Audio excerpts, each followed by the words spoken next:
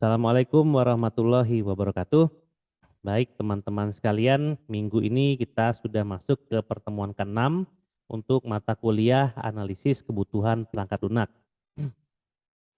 Di mana pada pertemuan 6 ini adalah materi terakhir kita untuk nanti persiapan UTS. Jadi di minggu depan, yaitu minggu ketujuh, kita akan ada kuis ya di satu pertemuan itu. Nah, kuis akan dilaksanakan sesuai dengan jam perkuliahan. Jadi diharapkan teman-teman sekalian bisa standby ya di jam perkuliahan karena nanti soal akan dibuka dan ditutup sesuai dengan jam yang ada pada perkuliahan. Ya, kemungkinan kuis kita laksanakan hanya dalam waktu kurang dari 1 jam gitu ya. Jadi untuk kelas yang saya ampu dan kelas yang Bu Puspita Nurul Sabrina ampu itu pertemuan terakhir itu sama, yaitu kuis. Di mana nanti materi juga sama, batasnya adalah pertemuan 6 ini dan soal UTS akan sama untuk setiap kelas ya yang belajar AKPL. Nah, tapi untuk info terkait UTS ya, apakah akan dilaksanakan seperti apa itu nanti kita tunggu dari fakultas. Nah, baik. Nah, pada pertemuan 6 ini kita akan membahas mengenai suatu profesi ya yang ada kaitannya dengan mata kuliah AKPL, yaitu adalah bisnis analis gitu ya.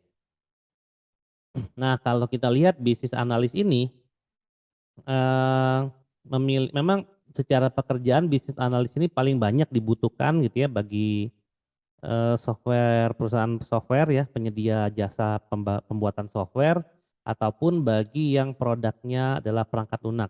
Karena bisnis analis ini dia tidak hanya akan melakukan interaksi terhadap developer ya, artinya pembuat aplikasi, namun dia juga akan berinteraksi dengan bisnis ya. Jadi stakeholder yang akan berhadapan dengan bisnis analis ini bisa banyak banget, mulai dari developer sampai dengan bisnis ya, artinya ke perusahaan atau ke organisasi, atau untuk aplikasi yang sifatnya publik, bisnis itu berarti ke arah user langsung secara umum. Nah, bisnis analis ini adalah pekerjaan yang sangat menantang dan menarik, namun ada banyak perbedaan ya yang bisa dikerjakan oleh bisnis analis. Perbedaannya itu adalah perbedaan dari pekerjaan, dari skill, dari komunikasi dan lain-lain yang itu nanti akan kita bahas di slide-slide berikutnya. Nah, memang gaji bisnis analis ini termasuk tinggi ya, termasuk tinggi di antara programmer atau bahkan sistem analis itu sendiri. Karena kalau sistem analis artinya hanya menganalisa perangkat lunaknya gitu ya. Nah, kalau bisnis analis itu dia akan menganalisa mulai dari perangkat lunak hingga menganalisa dari sisi bisnis. Jadi memang pekerjaannya lebih berat dari sistem analis, tapi ya gajinya juga lebih besar ya. Kalau tidak salah itu bisnis analis junior itu gajinya bisa sampai 6 ya, 6 juta sekian ya. Lumayan kan? Mantap. Baik, bisnis analis itu apa sih?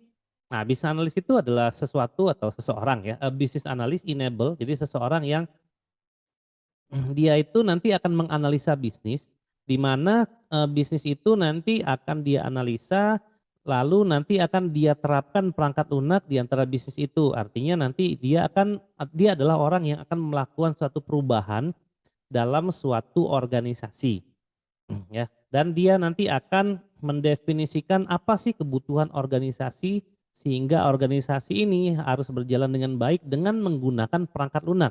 Artinya bisnis analis ini dia menganalisa bisnis, di mana bisnis itu ya akan dia cari kebutuhannya dan akan mencari solusinya dalam bentuk perangkat lunak ya.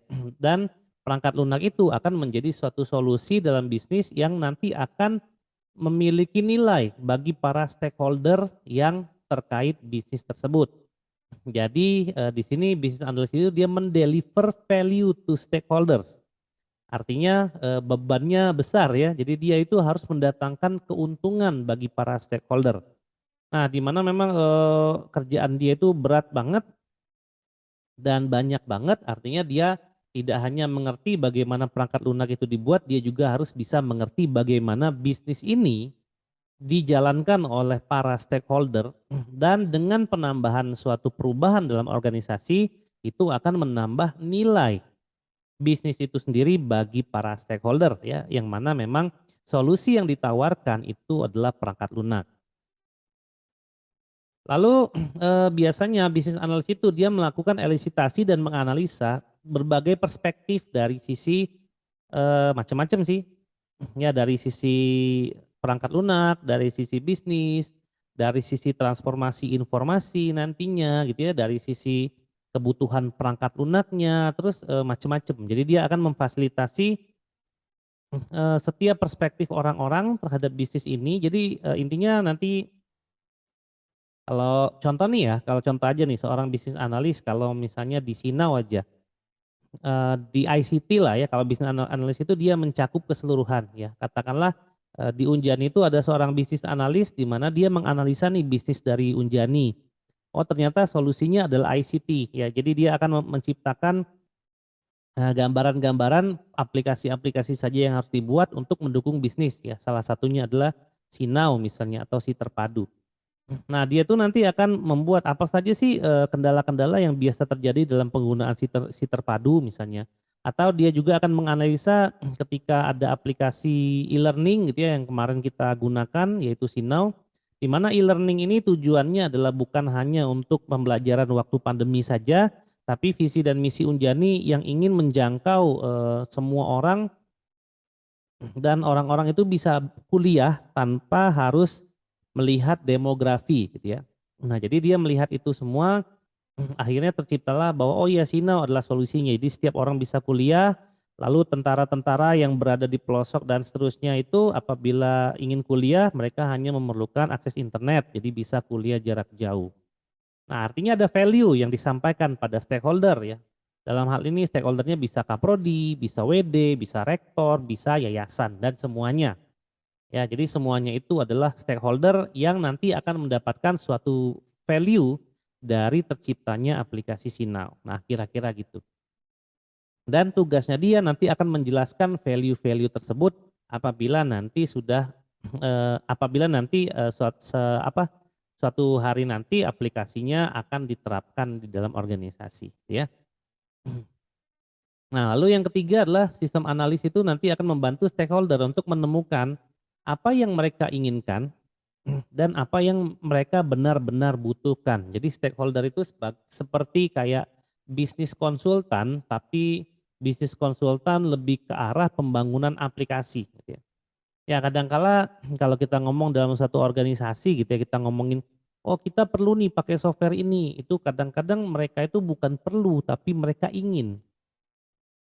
Dan keinginan mereka itu belum tentu kebutuhan mereka.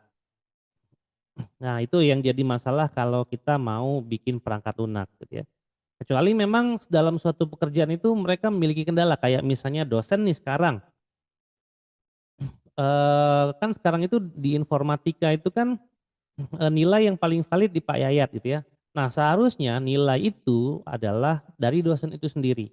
Sementara perangkat lunak sekarang, si akad yang sekarang itu tidak mendukung, bukan tidak mendukung apa, mendukung sebenarnya dosen dalam menginputkan nilai mandiri, tapi secara security dia jelek gitu ya.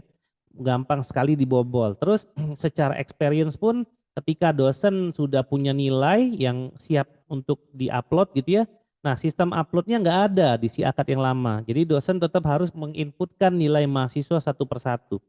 Nah, dengan experience yang buruk, akhirnya apa? Sistem akademik itu ditinggalkan oleh dosen-dosen di Unjani, tidak hanya di informatika.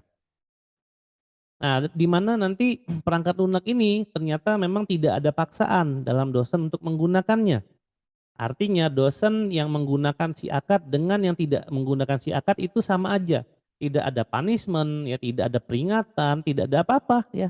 Yang menggunakan pun tidak ada penghargaan. Artinya tidak mau menggunakan, mau tidak itu sama-sama tidak ada untung dan ruginya gitu ya. Jadi kebanyakan daripada repot ya dosen menggunakan si akademik untuk mengupload nilai karena experience yang jelek tadi akhirnya diserahkanlah ke TU. Ya kita tahu bahwa harusnya memang dosen yang menginputkan nilai itu secara mandiri tapi aplikasi si akad yang sekarang itu tidak mendukung itu. Nah, jadi dilihatlah, oh ternyata dosen itu kan termasuk stakeholder ya dalam bisnis ini, artinya dalam organisasi ini. Nah, seorang bisnis analis akan melihat bahwa oh itu adalah merupakan suatu kendala nih bagi dosen untuk mengupload nilai gitu ya. Nah, nanti dia akan menjembatani tuh ke dosen. Dia akan bertanya tuh pada dosen dengan alasan-alasan yang dikemukakan tadi, artinya nanti bisnis analis bisa tahu bahwa oh ini loh sistem yang dibutuhkan oleh dosen, berarti bukan yang diinginkan ya. Dosen sih inginnya nilai itu otomatis gitu ya, tapi kan memang teknologi itu tidak bisa seotomatis itu. Artinya memang diberikan suatu sistem di mana sistem perangkat lunak itu secara experience itu bisa memudahkan dosen menginputkan nilai, tidak seperti sulitnya menginputkan nilai pada aplikasi si akad yang lama. Nah, kira-kira itu gitu ya. Jadi di analis help stakeholders find the difference between what they say they want and they really need gitu ya. Apa yang mereka bicarakan, dia inginkan dan yang mereka benar-benar butuhkan. Nah, itu harus sinkron tuh, ya. Karena memang pembangunan perangkat lunak ini harus sinkron gitu ya. Saat dibicarakan itu adalah apa, saat yang diinginkan itu adalah apa, lalu dari yang dibicarakan dan diinginkan itu dia harus mencari apa sih sebenarnya yang benar-benar dibutuhkan oleh para stakeholder tadi gitu ya. Nah, itu adalah pekerjaan dari sistem analis. Memang secara definisi ini kayak wah simpel ya, cuman gitu-gitu doang, tapi kenyataannya itu sulit. Artinya si bisnis analis itu dia harus paham bahwa pekerjaan dosen itu apa gitu ya. Dia harus paham pekerjaan dosen itu adalah tridharma misalnya, pengajaran, penelitian, dan pengabdian kepada masyarakat.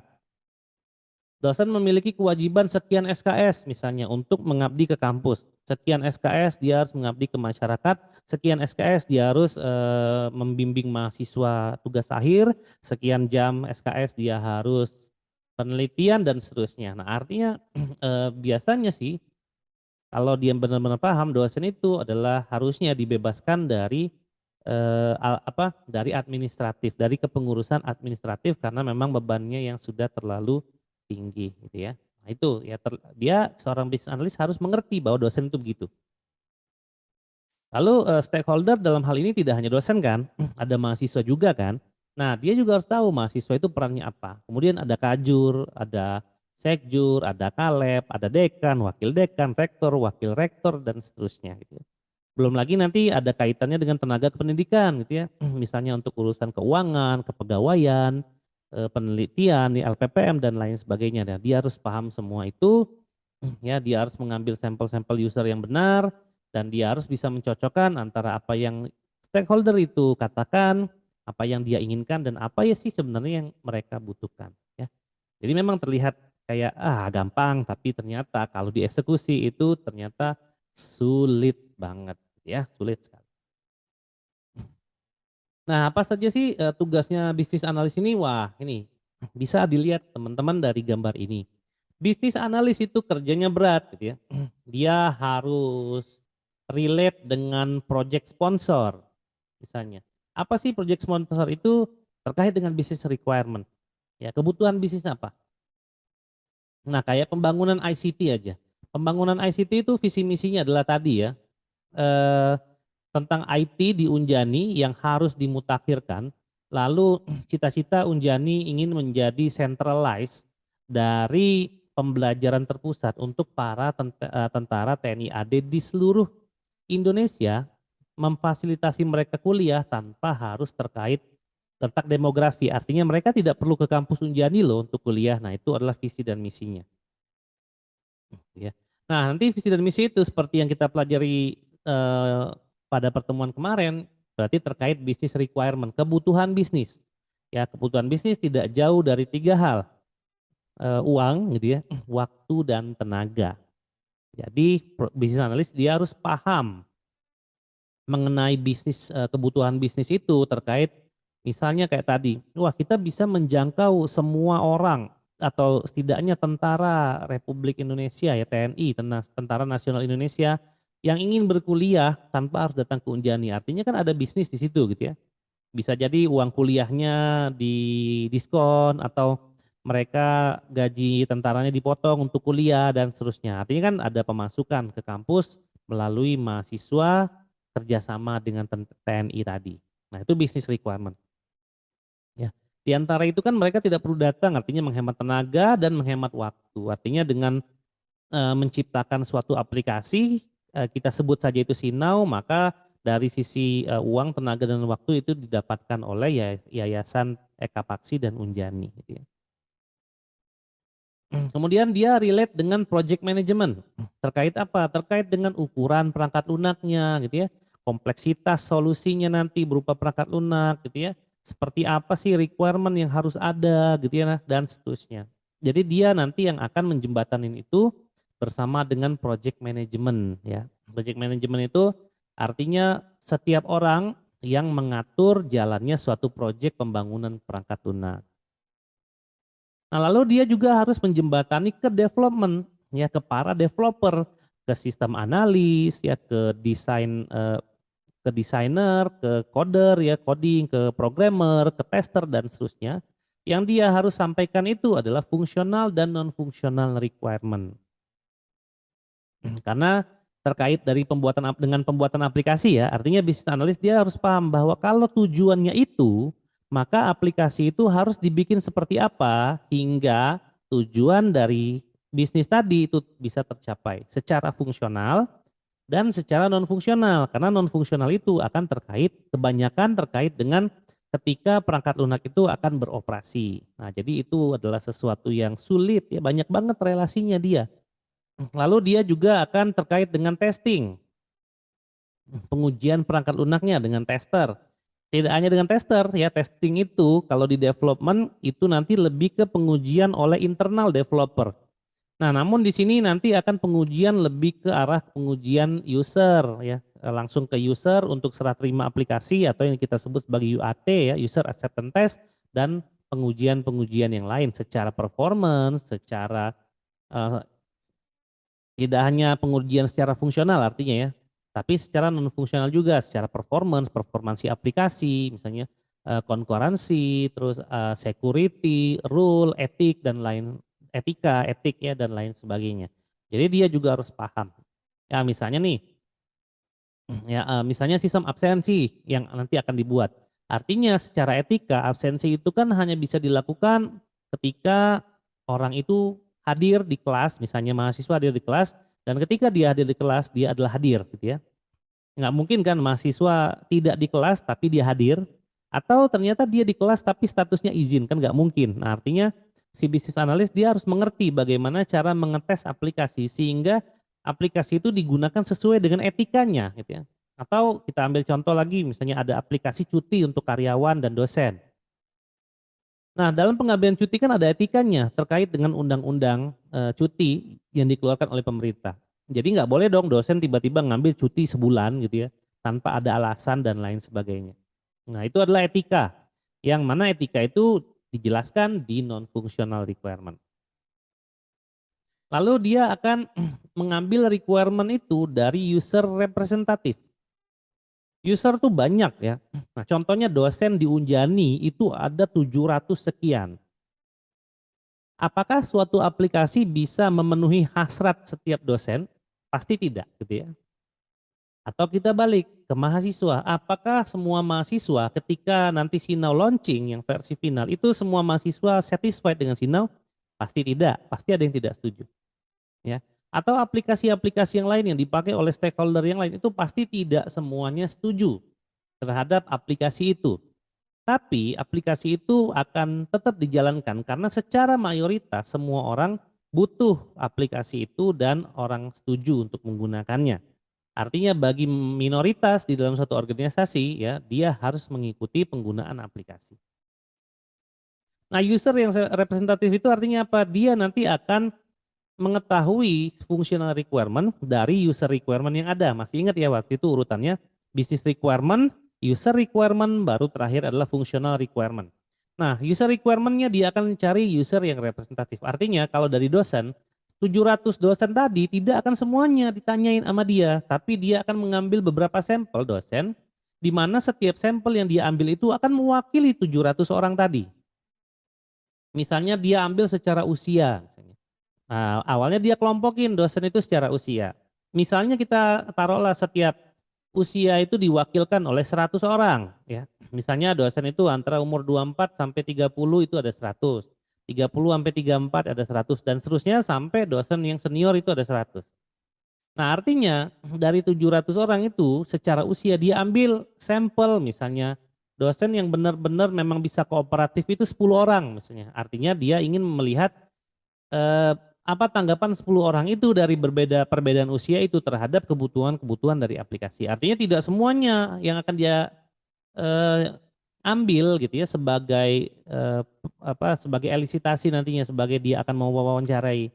Tapi setiap umur yang mewakilkan dia akan ambil 10 artinya nanti ada 70 orang yang dia wawancarai dari sisi umur di mana 70 orang itu secara sampling akan mewakili 700 orang dosen tadi. Ya. Begitu juga mahasiswa, begitu juga pejabat-pejabat di Unjani ataupun stakeholder-stakeholder yang lain. Nah, jadi dia yang nanti akan menentukan siapa nih kira-kira dari setiap dosen itu terhadap sistem akademik atau sinau yang representatif untuk menjelaskan eh, cerita mereka terhadap pekerjaannya mereka, apa yang mereka rasakan saat bekerja dan apa kendala-kendala mereka ketika bekerja dan seperti apa solusinya dalam bentuk perangkat lunak. Nah, lalu ada other stakeholder. Nah, dia juga akan berkomunikasi dengan stakeholder yang lain, yang manapun itu, yayasan kah, gitu ya, tenaga kependidikan kah, dan seterusnya, gitu ya, terkait ekspektasi dan constraint, terkait ekspektasi mereka terhadap solusinya itu seperti apa, sehingga nanti ekspektasi dan reality itu tidak boleh memiliki gap yang terlalu tinggi dan batasan-batasan yang diharapkan dari perangkat lunak itu. Ya lihat dari kotak ini aja udah kebayang pekerjaan bisnis analis.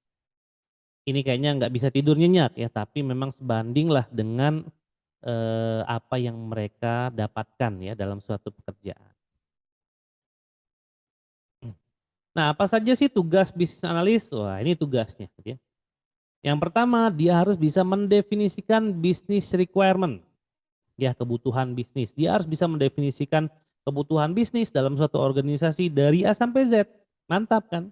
Makanya bisnis analis ini nggak sendirian kerjanya, tapi dia akan bekerja secara tim.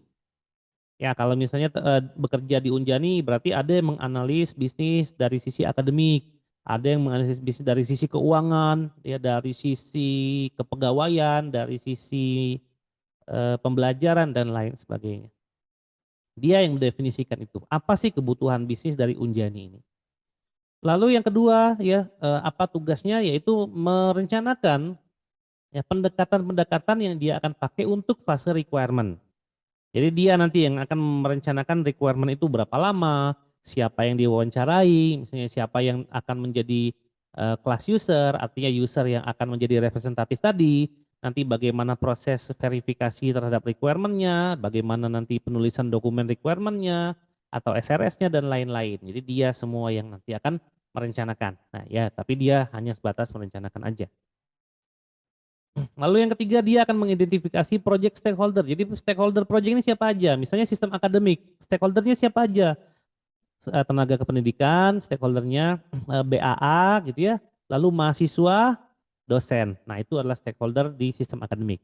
Nanti kalau sistem yang lain siapa aja stakeholdernya? Nah dia yang mendefinisikan itu dan dia akan mengambil setiap user itu menjadi user classes. Artinya kelas-kelas user tadi kayak dosen kelas user, nanti dia akan ambil dari sekian dosen misalnya di informatika ada 15 diambil 5 di mana 5 itu menjadi user class yang akan mewakilkan 15 tadi.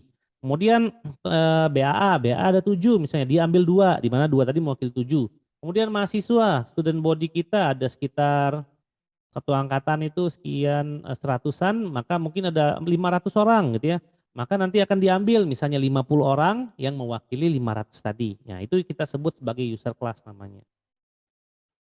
Lalu yang keempat dia melakukan elisitasi terhadap requirement itu. Artinya requirement itu harus dilakukan seperti apa gitu ya.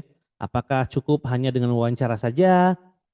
Apakah digabung dengan observasi juga? Apakah harus ada rapat pertemuan ya yang melibatkan semua stakeholder dan lain sebagainya, dia yang akan melakukan itu. Nah, lalu hasil-hasil dari requirement itu dia nanti yang akan menganalisanya, apakah requirement ini udah tepat, apakah requirement ini sudah objektif, terkait untuk setiap orang, setiap user, apakah ini hanya subjektif orang itu saja, apakah ini menjadi solusi dan lain-lain. Ya. Dan dia akan melakukan analisis dokumen, kemudian dia juga akan berkomunikasi dengan orang-orang stakeholder tadi. Ya. Nah, kemudian ketika sudah dianalisa requirement-nya, sudah jadi nih functional requirement dan lain-lain, dia yang nanti akan melakukan validasi.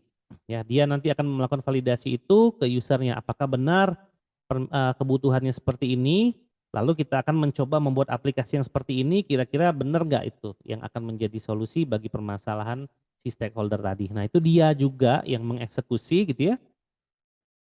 Lalu dia akan memfasilitasi juga kebutuhan yang prioritas, artinya dari semua requirement yang didefinisikan mulai dari A sampai Z tadi, nah itu adalah pekerjaannya dia untuk memfasilitasi mana yang menjadi prioritas. Artinya bisa jadi ketika ada kebutuhan yang dijadikan prioritas, maka kebutuhan itu yang harus diselesaikan terlebih dahulu. Nah, mantap jiwa kan? Lalu yang terakhir dia akan memanage requirement itu. Jadi dia akan memanagenya, dia akan mengaturnya, dia akan menentukan semuanya terhadap proses requirement. Nah, asik. Jadi pekerjaan bisnis analis itu sesuatu pekerjaan yang luar biasa. Nah, ini adalah beberapa tugasnya dan dalam mengerjakan ini tentunya bisnis requirement tidak boleh baper, dia harus memiliki keilmuan komunikasi yang baik, dia harus bisa memanage dirinya dengan baik, dia harus bisa memanage orang-orang dengan baik dan lain-lain. Jadi cukup berat gitu ya.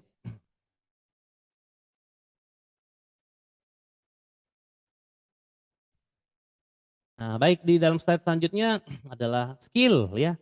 Apa sih skill yang harus dimiliki oleh sistem analis oleh bisnis analis? Ternyata skillnya itu bukan skill coding, bukan skill design gitu ya, bukan skill testing, bukan hard skill di sisi development yang dia butuhkan, tapi lihat ini skillnya gitu ya. Dia harus pinter dalam mendengarkan ya, listening skill. Dia harus bisa paham untuk mendengarkan ya, curhatan orang misalnya, keluh kesah orang. Kadang-kadang yang didengarkan itu tidak hanya keluh kesah dia untuk mengerjakan pekerjaannya di organisasi, kadang-kadang dia menceritakan masalah pribadinya gitu ya. Nah, itu kita harus tetap tanggapin ya, bagaimana kita menanggapin orang lah gitu ya. Listening skill. Kemudian interviewing and questioning skill, bagaimana kita bisa bertanya pada orang-orang tanpa menyinggung dia, tanpa mengganggu waktu bekerjanya dia, dan seterusnya. Wah, ini interviewing and questioning skill ini agak sulit ya. Kadang kan kebanyakan orang males di interview atau males ditanya-tanya gitu. Nah, ini jadi dia harus memiliki kemampuan komunikasi. Ini semuanya komunikasi sih sampai bawah gitu. Kemudian dia harus thinking on your feet, artinya dia harus bisa berpikir realistis, nginjek bumi gitu ya. Nggak boleh halu-halu gitu ya. Jadi dia harus bisa thinking on your feet, kemudian dia harus memiliki analytical skill yang bagus, entah itu menganalisa bisnis, menganalisa kebutuhan, menganalisa apapun ya terkait di fase-fase requirement ya tentunya. Dia harus bisa memiliki sistem thinking yang bagus gitu ya, dia harus bisa membayangkan bahwa sistem ini nanti akan terjadi seperti apa, bagaimana sistem ini akan dibuat, bentuknya kayak gimana, apa permasalahan sistem dan lain sebagainya. Artinya dia harus juga paham mengenai development walaupun tidak sedetail itu gitu ya. Lalu ada learning skill, dia harus bisa belajar karena sistem analis itu belajarnya kayak kita harus belajar semua tentang organisasi ini mulai dari kalau di Unjani berarti mulai dari keuangan, akademik, kepegawaian dan seterusnya dia harus pelajari dengan detail. Lalu facilitation skill, dia harus bisa memfasilitasi setiap orang gitu ya. Mungkin ada yang bertanya malam-malam gitu ya, atau ada orang yang bisa diwawancari hanya weekend saja, misalnya kayak atasan-atasan atau pejabat karena di hari-hari biasa dia sibuk misalnya. Ya dan seterusnya. Wah, itu luar biasa effortnya gitu ya. Kemudian leadership skill, dia harus berwibawa gitu ya karena dia harus dipercaya. Misalnya nih, saya dosen, tiba-tiba ada orang nih ngaku sistem bisnis analis. Ya berarti kan saya harus lihat orangnya nih, kalau dia berkomunikasinya masih kayak terbata-bata gitu ya, kayak tidak percaya diri, artinya kan secara leadership kok kurang gitu ya, bisa jadi orang jadi males berkomunikasi dengan dia karena memang dianggap skill-nya kurang. Lalu dia harus memiliki observational skill, dia harus bisa mengamati gitu ya, bagaimana orang melakukan pekerjaan ya, bagaimana misalnya mungkin ada kecurangan-kecurangan terjadi dalam tiap divisi. Nah, yang itu yang harus nanti akan difokuskan sebagai perangkat lunak yang nanti akan diprioritaskan gitu ya. Jadi ada fungsional yang akan diprioritaskan untuk masalah-masalah yang terjadi dalam satu pekerjaan gitu ya, ada politik dan lain-lain. Nah, dia harus bisa mengobservasi itu. Lalu dia harus memiliki communication skill yang baik ya. Nah ini lumayan susah susah karena communication skill itu harus dimulai dengan dia harus memiliki intelektual yang cepat, berpikirnya yang cepat ya, intelektual yang tinggi, berpikir yang cepat, terus dia menguasai bahasa yang baik dan benar, dia menyampaikan sesuatu itu orang bisa paham, penyampaian tidak berbelit-belit atau muter-muter dan lain-lain. Wah ini luar biasa. Lalu dia harus memiliki organizational skill, dia tahu bahwa organisasi itu seperti apa, setiap orang yang berorganisasi itu berperan pada organisasinya sesuai dengan job desk-nya masing-masing dan lain-lain ya. Lalu interpersonal skill dan creativity. Wah, mantap. Ini adalah skill esensial. Esensial skill artinya skill yang esensial yang dia harus dimiliki seorang bisnis analis. Semuanya adalah terkait dengan interaksi interaksi dari manusia ke manusia, ya bukan manusia ke komputer gitu ya. Kalau manusia ke komputer gampang, misalnya programmer ingin membuat aplikasi dia tinggal coding aja, pakai bahasa komputer, komputer kalau tidak mengerti dia cuman bilang saya tidak mengerti, ya error. Tolong dibuatlah saya mengerti sampai situ doang gitu ya. Begitu kita udah pakai bahasa yang dimengerti komputer dan dia udah bilang, "Baik, oke, ini saya eksekusi dan berhasil," selesai masalah kita gitu ya. Tapi kalau ngomong sama manusia, ya sebagai contoh aja nih ya, kalau misalnya seorang bisnis analis nanya ya, dia melakukan wawancara dengan seseorang, di mana seseorang itu, tidak dia catat hasil wawancaranya, maka, minggu berikutnya ketika dia wawancarai lagi si orang yang itu tadi, maka jawabannya itu bisa beda gitu ya, antara yang dia jawab minggu kemarin dengan minggu yang sekarang. Nah itu aja udah problem. Nanti kalau kita bilang, "Perasaan Bapak atau Ibu tidak bicara seperti itu deh kemarin." Nah dia pasti bilang, Emang iya gitu?" Gitu-gitulah ya.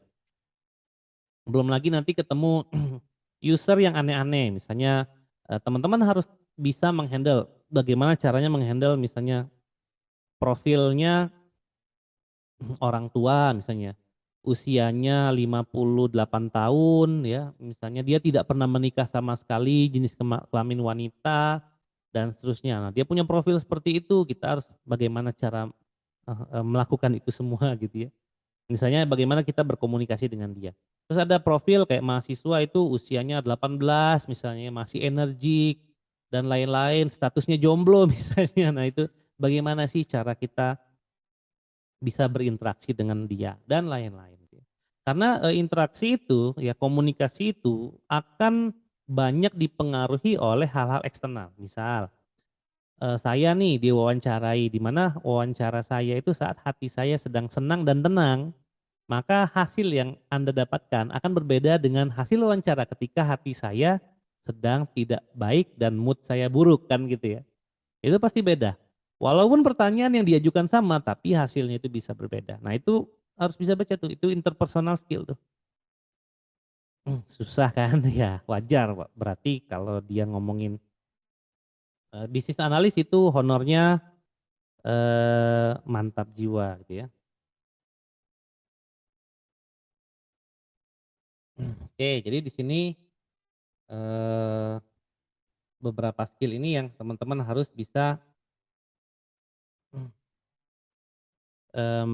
belum bisa teman-teman harus bisa menyampaikan. Bukan menyampaikan, apa sih bahasanya, harus bisa memiliki skill inilah ya, begitu, ingin menjadi seorang bisnis analis. Maaf saya lagi nggak konsen ini sambil buka WhatsApp gitu ya. Sebentar ya, saya izin dulu buka WhatsApp, ini agak penting. Tapi video tidak saya pause ya.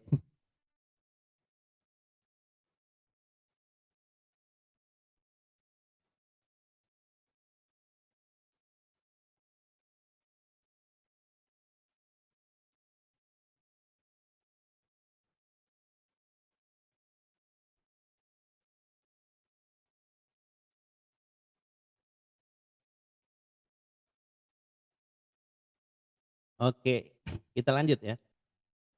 Nah, di sini ada lagi essential knowledge yang harus dimiliki oleh business analyst. Jadi seorang business analyst itu dia harus punya knowledge seperti apa. Dia tuh harus menguasai, dia tuh harus punya ilmu apalah intinya ya. Dia harus punya ilmu apa sehingga dia bisa jadi business analyst. Yang pertama dia harus memiliki ilmu mengenai requirement engineering practices. Ini kita udah pelajari waktu itu ya. Requirement engineering practices-nya mulai dari elicitation, analisis, validasi dan seterusnya. Lalu ada apa manajemen analis tadi gitu ya. Proses requirement ya. Requirement management. Nah, kita harus dia harus mengerti itu. Dan dia harus paham bagaimana mengaplikasikan masing-masing requirement engineering practices itu ke dalam berbagai macam software development lifecycle. Bisa jadi kita harus menggunakan cara seperti ini kalau kita terapkan di waterfall misalnya. Kita harus begini kalau kita terapkan secara prototype. Atau kita harus begini begitu kita terapkan secara menggunakan agile atau scrum ya nantinya. Nah, jadi dia harus bisa memahami requirement engineering practices mulai dari awal sampai akhir dan akan mengaplikasikannya ke dalam berbagai macam SDLC yang ada. Dia harus paham bahwa kalau saya pakai prototype artinya requirement itu tidak perlu diambil semuanya, diambil aja sebagian dan sebagian itu kita jadikan prototype sampai selesai. Ketika udah jadi kita dapat feedback dari user, feedbacknya kita perbaiki, ketika udah oke maka kita bisa requirement lagi. Dia juga tahu bagaimana menempatkan requirement itu pada waterfall. Waterfall kan berarti requirementnya harus ada dulu semua dari A sampai Z baru kita bisa lanjut ke fase berikutnya. Lalu dia juga tahu bagaimana caranya untuk agile dan lain-lain ya, itu intinya. Lalu dia harus bisa memiliki keilmuan untuk belajar gitu ya. Terhadap politik-politik yang bisa aja saja terjadi dalam proses requirement nantinya. Kemudian dia harus bisa menguasai banyak tools terkait requirement gitu ya. Misalnya mau bikin SRS, dia menggunakan framework misalnya atau standarisasi dari IEEE. Lalu dia ingin membuat requirement, dia pakai use case misalnya. Kemudian untuk menangkap story user, dia akan mempersiapkan catatan-catatan terkait storytellingnya user atau user story. Nah, dia harus banyak tuh menguasai tools-tools yang memang dia akan butuhkan nantinya pada saat dia akan melakukan requirement. Ini yang nomor 3 ya. Lalu business analyst perlu untuk mengetahui bagaimana requirement development dan requirement management terkait dengan project selama lifespan-nya. Jadi project itu nanti dari A sampai Z itu dia harus tahu menempatkan seperti apa requirement development dan activity yang akan mereka lakukan selama project. Lalu sistem analis harus bisa mengerti tentang project management, development life cycle, risk management, quality engineering dan seterusnya gitu ya. Nah, lalu dia nanti akan bisa membantu berbagai macam pihak ya terkait dengan project management, life cycle, development life cycle dan lain-lain itu untuk isu-isu terkait requirement yang bisa jadi ya bisa jadi itu terjadi pada project. Ya, from torpedoing the project itu artinya dia muter-muter aja di situ gitu ya. Mungkin requirement-nya nggak jelas, mungkin komunikasi orang-orangnya jelek, mungkin begini, mungkin begitu terkait dengan apa persamaan persepsi dan lain-lain. Nah, dia harus bisa menguasai itu. Nah, kalau misalnya aplikasinya itu dipakai untuk komersial, maka bisnis analis harus tahu benefit dari aplikasi itu nanti apa. Dia terhadap produknya apa. Kemudian bisnis analis harus mengetahui ya, dia harus punya dia harus punya knowledge mengenai arsitektur aplikasi, bagaimana aplikasi itu akan dioperasikan, berapa misalnya, wah ini kalau aplikasinya kayak gini nanti biaya operasionalnya besar dan lain-lain, dia harus ngerti itu. Dan dia akan mengerti setidaknya beberapa technical dalam development ya, di mana technical development itu yang nantinya akan menstrategikan development ini harus seperti apa agar cost-nya serendah mungkin, operasional serendah mungkin dan lain-lain. Ya. Nah, lalu terkait dengan fungsional dan non fungsional dia harus tahu bagaimana fungsional yang prioritas dan mana fungsional non fungsional requirement yang menjadi prioritas juga. Misalnya aplikasi tidak semua sih dari non functional requirement itu yang harus dipenuhi. Bisa jadi aplikasi ini difokuskan lebih ke security-nya misalnya. Di sini lebih fokus ke etikanya, di sini lebih fokus ke business rule-nya dan lain-lain. Dia harus paham itu. Lalu dia harus bisa menganalisa meminimalkan ya miskomunikasi ke user. Ya, jadi dia harus bisa nggak boleh ada statement-statement yang double standar dan lain-lain. Kemudian sistem analis adalah orang yang harus mengerti organisasi dan bisnis domain karena itu nanti akan terkait dengan pembuatan solusi berupa aplikasi di mana aplikasi itu harus bisa mendeteksi ya asumsi-asumsi dan requirement yang dikeluarkan secara implisit. Jadi tidak boleh asumsi yang dijadikan nyata, tapi memang kebutuhan yang dijadikan nyata. Karena asumsi itu bisa salah. Gitu. Tapi kalau kebutuhan itu berarti memang itu butuh dan harus direalisasikan. Lalu bisnis analis harus bisa memfasilitasi terhadap improvisasi bisnis. Ya. Misalnya bisnis yang lama itu seperti ini, misalnya kayak wah dulu itu kalau Unjani melakukan PMB itu biasanya upload ke koran ya, ke radio dan lain-lain. Mungkin cara ini sudah tidak efektif di zaman sekarang. Maka mungkin bisa memfasilitasi terkait dengan sosial media engineering gitu ya. Melakukan sosialisasi atau promosi menggunakan sosial media, lalu mengadakan event-event terkait dengan hal-hal yang disukai anak muda dan lain-lain. Dan itu memanagenya ya mengaturnya itu menggunakan aplikasi misalnya perangkat lunak. Nah, dia harus paham itu ya. Artinya bisnis itu selalu ada improvementnya karena kalau suatu organisasi tidak mengimprove bisnisnya maka dia akan kalah oleh pesaing-pesaingnya. Kemudian yang terakhir, terakhir kayaknya ya, yang terakhir dia harus bisa mengerti industri domain. Misalnya di akademik gitu ya, domainnya akademik di kampus. Maka dia harus mengerti tuh, kampus itu kayak gimana gitu ya. Stakeholdernya siapa aja, kebutuhannya siapa aja dan seterusnya. Ya. Misalnya dia di kampus tadi atau domainnya pendidikan gitu ya, atau domainnya adalah garmen misalnya. Nah, dia harus paham garmen itu seperti apa. Atau domainnya jasa, nah, dia harus paham. Gitu ya. Nah, sesuatu kan knowledge yang harus dimiliki oleh seorang bisnis analis. Dan jangan lupa bisnis analis itu tidak sendirian kerjanya tapi rame-rame.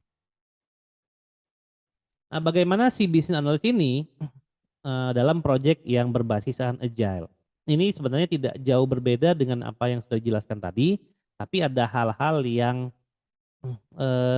membedakan ya sedikit aja, diantaranya adalah dia harus bisa mendefinisikan requirement proses yang terjadi ya dan bagaimana requirement itu bisa jadi karena memang dalam agile itu kita harus memfasilitasi kalau ada perubahan walaupun perubahan itu sedikit artinya dia harus bisa mendesain suatu requirement yang mudah dieksekusi dan fleksibel jadi bisa berubah-ubah tapi perubahan itu tidak ekstrim ya dan nanti akan bisa diadaptasikan ke dalam satu project berbasis agile apapun. Mau pakai extreme programming, mau pakai Scrum, mau pakai Kanban, bebas saja. Intinya agile project. Nah, kemudian dia harus bisa membuat suatu dokumen requirement yang mana dokumen requirement itu tidak akan seribet ya development yang tradisional. Artinya dia harus bisa membuat dokumen yang tidak terlalu berlebihan dan tidak terlalu yang sedikit juga. Karena memang agile itu yang difokuskan adalah perangkat lunak yang bekerja, bukan dokumen yang sangat banyak gitu ya. Nah, dia harus paham bahwa project agile itu dokumen itu tidak terlalu banyak dibutuhkan tapi harus cukup untuk mendefinisikan perangkat lunak yang ada. Lalu dia harus bisa membuat pendekatan yang terbaik untuk backlog dokumen yang sudah dibuat. Karena kalau misalnya kayak kan kita pakai pakai Scrum ya, kan ada proses sprint tuh. Nah, setiap sprint itu kan ada dokumen terhadap produk.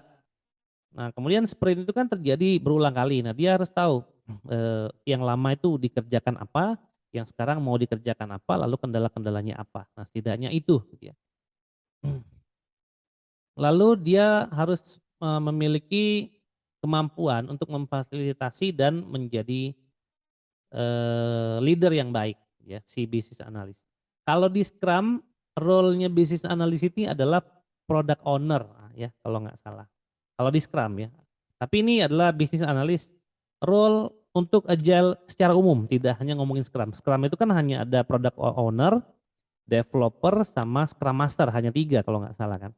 Nah, berarti si bisnis analis ini dia perannya kalau di agile, di Scrum itu adalah project owner lah, product owner. Nah, di sini dia harus bisa meyakinkan bahwa produk yang akan dibuat itu ke stakeholder itu bagus gitu ya dan seterusnya. Lalu dia akan membantu memvalidasi apa yang dibutuhkan oleh customer gitu ya, terkait dengan produk backlog yang ada dan memfasilitasi untuk mana backlog yang harus dikerjakan lebih dulu. Ya ini memang product owner sih, kerjanya product owner ya. Lalu dia bisa bekerja sama dengan customer ya. Dia bisa membrainwash ya customer terhadap requirement dan prioritas, artinya kita harus dia harus memberi paham. Dia harus bisa memberitahu si customer bahwa ini adalah permintaan yang mustahil misalnya, atau ini adalah permintaan yang bisa diwujudkan tapi tidak prioritas, artinya ada prioritas-prioritas dulu yang harus dikerjakan sebelum adanya pekerjaan ini dan lain-lain. Artinya dia harus bisa membrainwash ya kasarnya ke customer, agar customer itu paham mana yang harus dikerjakan lebih dahulu, mana yang bisa menunggu, mana yang bisa dikerjakan nanti. Nah, dan dia bisa merekam ya apa saja yang nanti akan berubah kalau ada perubahan di tengah jalan. Ya. Dan dia bisa bekerja pada ke semua tim yang nantinya akan berimpact pada perubahan dan iterasi yang akan terjadi dan bisa jadi iterasi yang terjadi itu tidak sesuai dengan apa yang direncanakan. Gitu ya. Ya itu kalau kita ngomongin Scrum berarti setiap sprint itu dia harus bisa kerjasama dengan setiap orang, di mana dia itu nanti akan berimpact pada perubahan-perubahan yang akan terjadi untuk setiap sprint, tidak hanya perubahan requirement tapi perubahan dari sisi pekerjaan juga gitu ya selama proses iterasi itu, dan bagaimana dia menjaga itu agar sesuai dengan rencana walaupun kenyataannya kebanyakan tidak sesuai rencana. Nah itu aja sih perbedaannya ya dalam dia harus bisa beradaptasi untuk project-project yang berbasiskan agile ya tradisional approach for software development. Baik seperti itu ya bisnis analis ya memang tidak terlihat mudah tapi bisnis analis itu juga akan artinya dia tidak hanya dibutuhkan skill untuk mengetahui sistem atau perangkat lunak tapi dia harus memiliki lebih banyak communication skill ya, yang tadi sudah dijabarkan sebelumnya. Baik, seperti itu saja gitu ya pertemuan kita pada hari ini. Terima kasih bagi teman-teman yang sudah menonton video ini sampai akhir. Saya pamit, wassalamualaikum warahmatullahi wabarakatuh.